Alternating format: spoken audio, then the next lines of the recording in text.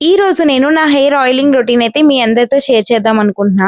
నేను already oil prepare చేసుకొని ఉంచుకున్నాను. దాంట్లో వచ్చేసి హైబిస్కస్, కర్రీ లీవ్స్ ఇంకా ఎక్స్ట్రా ఇంగ్రీడియెంట్స్ అయితే యాడ్ చేశాను.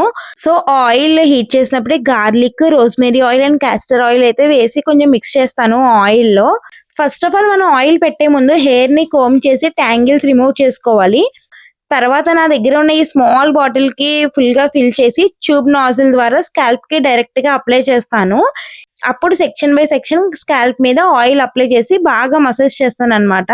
ఆయిల్ పెట్టాక ఇలాంటి స్కాల్ప్ మసాజర్‌తో మసాజ్ చేస్తే బ్లడ్ సర్క్యులేషన్ చాలా ఇంప్రూవ్ అవుతుంది. ఆయిల్ పెట్టిన తర్వాత హెయిర్‌ని ఓపెన్‌గా అస్సలు వదిలేయొద్దు. Bun are అల్లుకోవాలి జడని.